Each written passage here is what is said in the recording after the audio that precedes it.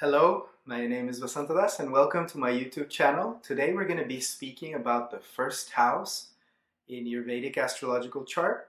So if you're looking for yourself and you're looking to understand who you are in this life and how to interpret that according to the power of the ancient Vedic astrology, you're in the right place. So this series is going to span 12 videos and it's a series about the houses. And we're going to go ahead and start from the beginning in the house number 1.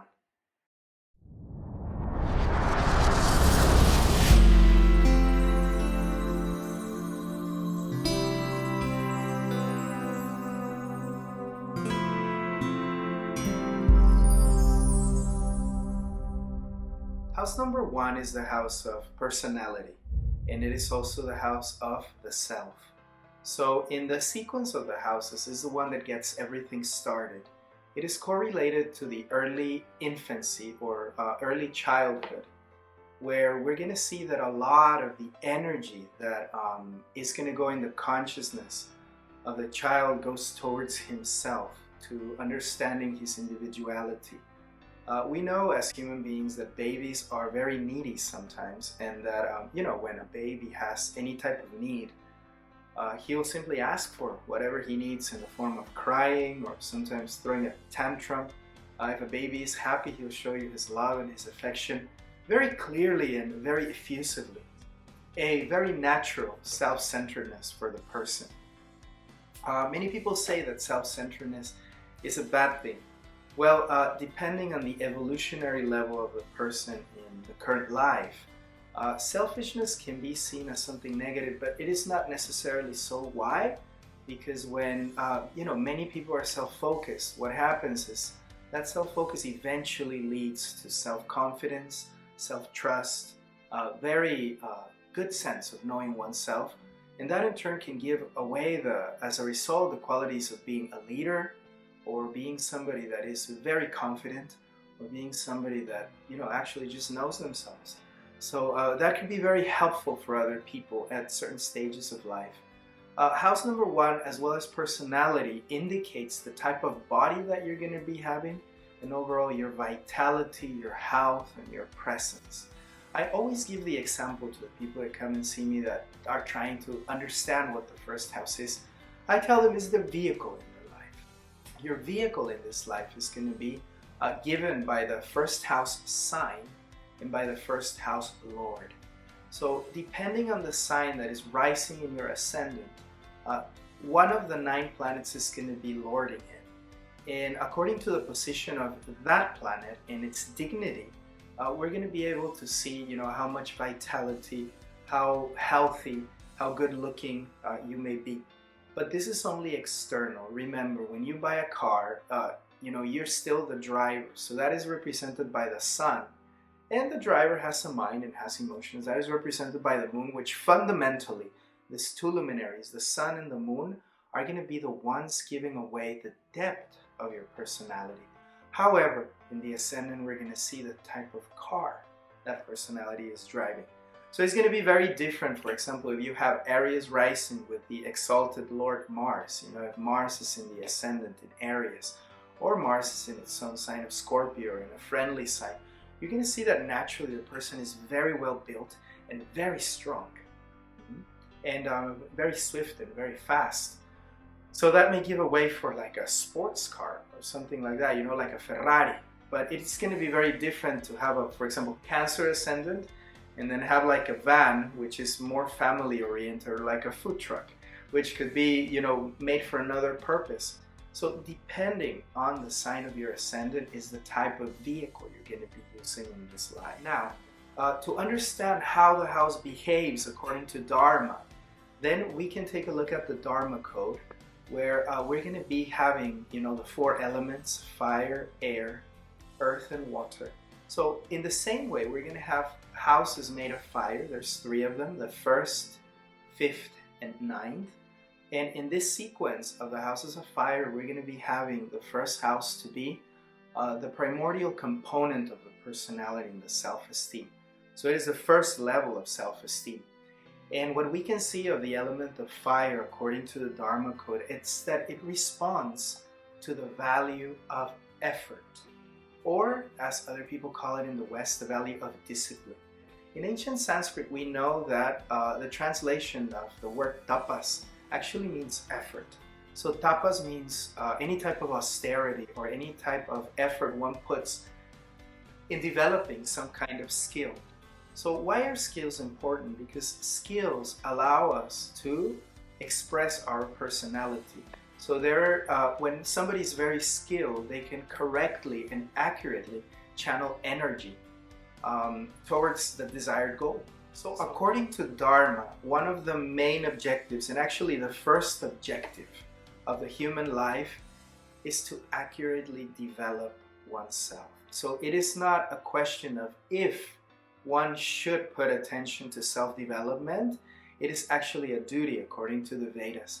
So if you're watching, you have the right to know yourself, and actually you have the duty, not only the right, but the duty to develop yourself. And this is very, very, very important for your advancement in life. So to establish a personality that has foundation on self-esteem, love, and self-acceptance is going to be one of the primordial goals of your first years in life.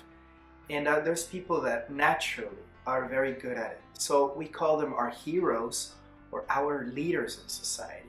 So when anybody has prominence in society that, they naturally stand out as a leader or a warrior or, somebody that is heading in the way of thinking or advancing humanity in any way, make no doubt, the person has planets in the first house, or the Lord of the first house is well aspected, well positioned, fortified, or dignified. So in your chart, in your ascendant, if you're checking your Vedic astrological chart for the first time, try to see if there's any planets in the first house. And the first question that you should ask yourself, where is the Lord of my first house? The next thing where we're going to have an emphasis is in the appearance. So for example, if you have Venus in the ascendant, these are the type of personalities that like to put a lot of attention into the way that they look or into the way that they are perceived, in the public or in others. If people are very eccentric or people are very, they have a very strong sense of presence, you can no doubt see that the first house is fortified. The first house is also a connotation of beauty, and it's also going to be a connotation of strength. So you can think about it as, for example, a recognized brand. Sometimes you buy any product, and that product itself, it is well built, it has a value, certainly, but the brand is what makes it have a presence and it makes it have a fame. People that have a very strong ascendant, they are well established in society or they've made their way to having a presence. So for example, if you see that anybody gets very famous by name, sometimes the name will transcend the time and space where the person will live. So authors, people that are great at sports, basketball players, soccer players, great movie artists, representatives in politics, anybody that gets to any degree of recognition. So in a nutshell, what we can say about the first house is that it's the house of personality and presence. Remember that the fire element is present there, and the fire element actually means the Lakshmi stan. So the house 1, 5, and 9 are the residents of Lakshmi Devi, the goddess of fortune. So most of the blessings that we're going to be picking up from a past life are going to be present in the form of the body that we receive. If we receive a very well proportioned, beautiful, strong, vital body, that will allow us to live a better life. And of course, it'll make us attractive. It makes us likable.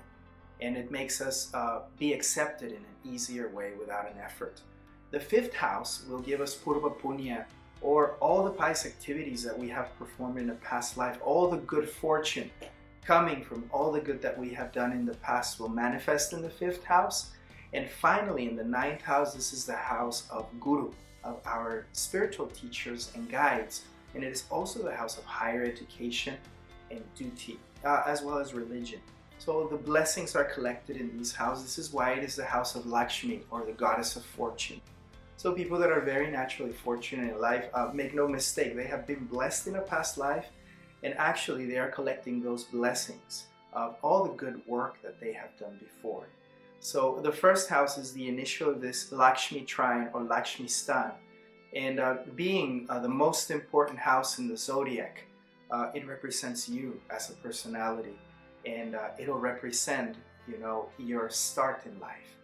So even though the first house is just the beginning of consciousness and its journey through life, and it comes around to you living a complete life and actually letting go of that which is temporary to finally reach the 12th house where we reach spirituality. So on this wonderful journey called life, when you're trying to find yourself, well, the first question to ask is, what is the sign in my first house, and where's the Lord of the first house? Once you know these things, you'll have a pretty good indication of what type of body you have, and also what type of mission you come to accomplish in this life. So it is just the beginning. Please continue with me on our journey through the 12 houses. The next video is going to be about the second house. If you like the video, please subscribe to my channel, and you can leave me a comment in the comment section below. So thank you so much for being here. I honor the divine in you, and may you have a beautiful day. Thank you, and until the next one.